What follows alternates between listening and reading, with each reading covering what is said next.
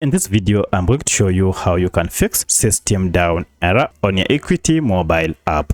If this video helps, please like and subscribe to this channel. Alright, if you are getting the system down where you are told we are experiencing intermittent system downtime on this channel, kindly bear with us as the technical team works to restore their services. Then most likely the problem is with internal servers. They might have experienced an error, and for that you need to wait for some few minutes before you try and get your services restored. However, if you realize that even after trying after several times or being patient for long, and maybe you have been notified that the app is working and on your end you still have the same issue, then there are quite a number of steps you can take to fix this. In the first method, we want to troubleshoot the app to fix this error. To fix this Equity mobile app issue, we need to go to settings on your phone.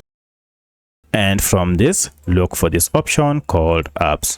Under apps, go to manage apps or all apps. This will list all the apps you have on your phone. From the list, search for Equity, and here we go. Tap on it to open.